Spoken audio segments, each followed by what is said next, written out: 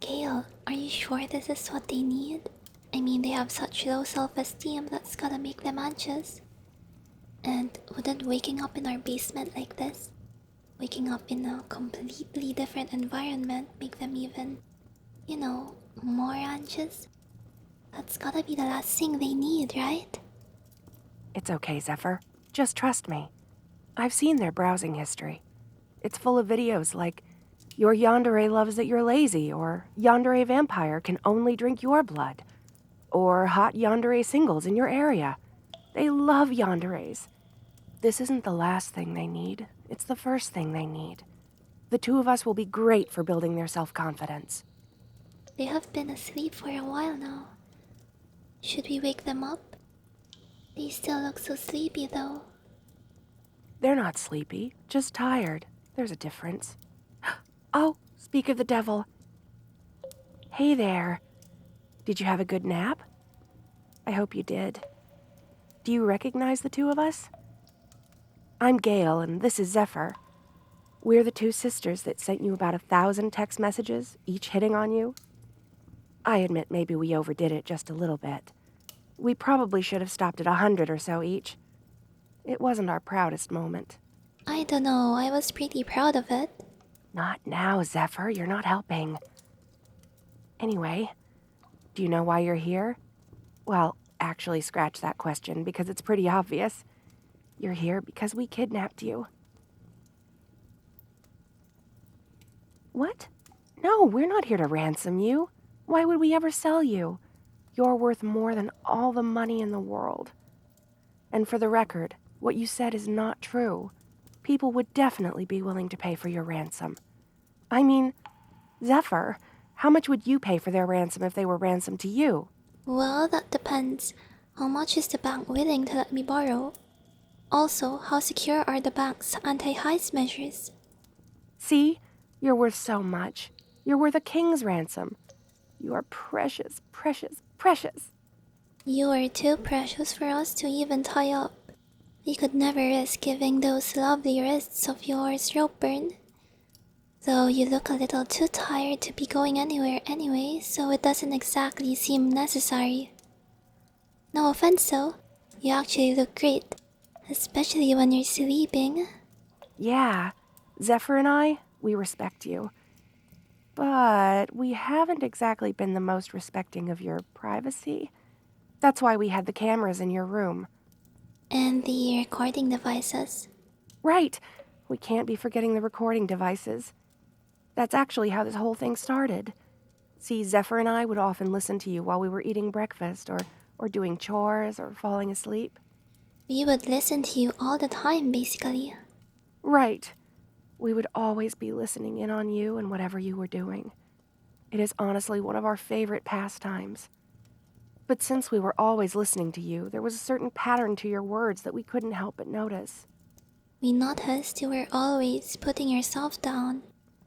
You were always saying things like, I'm useless, I'm trash, I can't do anything. Which is not true. You're not useless, and if you can't do anything, then how can you give Gail and me so much happiness in our lives, huh? Checkmate. And it's due to that lack of self-esteem that we kidnapped you here today.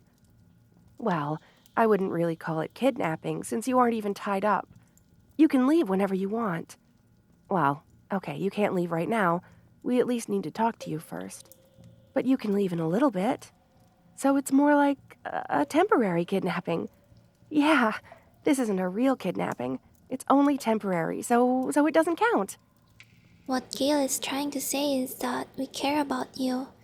We notice that you aren't treasuring yourself the way you deserve to be treasured. And since Gail and I both love you very, very much, so much so that we made a dating simulator about you, it's only natural that we brought you here to give you the support that you need. Right. I don't know if you read all the text messages we sent you. Well, there's no way you did, right? There were over 2,000 of them. But if you did, you'd see that some of the messages were inviting you just to talk, because we wanted to discuss this with you. What we're discussing now, I mean. The discussion of how you need to properly value yourself. Take your room, for instance. It's not the neatest place. Now, don't be too harsh on yourself. What you're going through right now is rough. We can tell. Because we're always watching you. Right. Because we're always watching you. Affectionately, I might add. But because you're going through such a rough time right now, it's having some negative effects on you. One of which is that you might find it hard to keep your room clean. But don't worry, this rough time you're going through is just temporary, and Gail and I are here to help you get through it. So why don't we start small? Even baby steps are still a step forward, and that's a very big deal. For starters, why don't we clean up your room? With the three of us, it will get done in no time. And the act of getting everything all neat can really be good for your mental and emotional health. It can make you feel like you're taking control of your life, which you are. And it's no problem for Gail and me to help with cleaning up your room. In fact, it's only fair. I mean, we practically live there half the time since we like to sneak in when you aren't around and roll around in your blanket. And cleaning your room aside, we need to do something about that constant self-insulting you do. Now, as embarrassing as this is for me to say, you are our wholesome cinnamon bun, so we can't tolerate any disrespect toward you. You know we love you. I mean, we spent so much money on burner phones to get around you blocking our numbers. We'd only spend all that money for someone we love. And since we love you so much, we are very protective of your honor. So when someone insults you, what do you think we do to them? I'll give you a hint. It's highly illegal. Correct.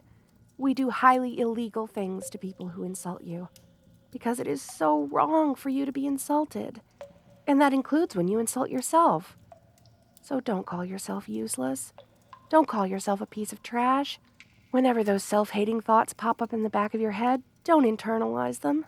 You stab those thoughts right in the pancreas. You stomp on those thoughts while they're on the floor.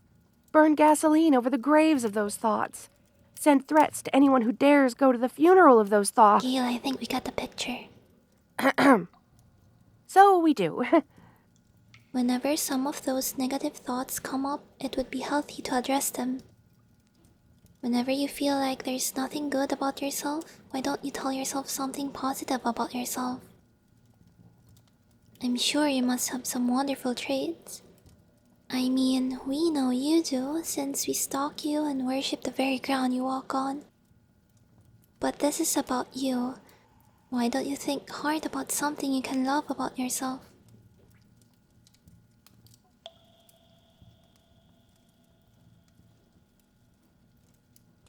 Please, there's plenty of things that are good about you. Just off the top of my head, you've got great taste, don't you? By loving yanderes. I don't know of anyone more cultured than you.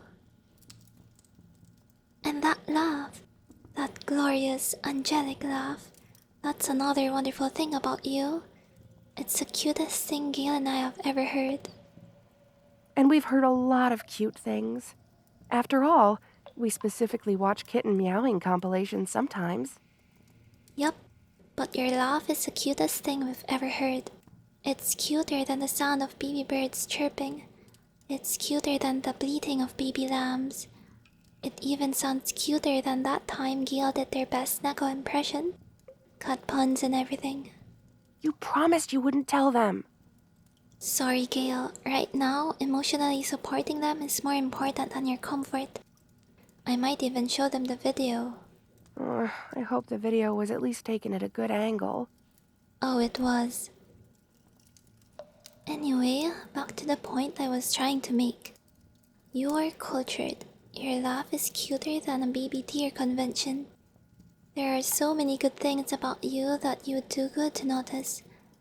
You could just use some outside help with opening your eyes. Fortunately for you, we are outside help. And as part of that help, we've developed this little PowerPoint slideshow that can sort of act as a blueprint, for what direction you might want to take with your life moving forward. It's not set in stone or anything. It's all just a suggestion. We need input from you too, of course. We want to help you, not control you. Well, we do want to control you actually. That way you could never leave us. You would be ours forever. But controlling you wouldn't necessarily be the best for your emotional health. So we're putting a lid on that little desire of ours. Right. We're trying to not be too controlling, but obviously we aren't perfect. I mean, we did kidnap you after all. We make mistakes after all. But it's okay, because whenever we make mistakes, we make sure to properly punish ourselves. We always like to keep watch over you, to make sure you're safe, every second of the day. So when one of us sleeps, the other takes watch. We don't always switch shifts perfectly though. Sometimes one of us falls asleep when we shouldn't, and then there are periods of time where neither of us is watching you, where neither of us are making sure you're safe. But whenever something like that happens, we make sure to not eat anything for the day to remind us we need to be more dutiful to you. You want us to stop punishing ourselves? But you don't exactly properly take care of yourself either. There are moments where you commit self-sabotage. Tell you what, we'll stop being so hard on ourselves if you will stop being so hard on yourself. Yeah, we'll take care of ourselves if you'll take care of yourself too. So, what do you say? Is it a deal? Then it's It's a a deal. deal.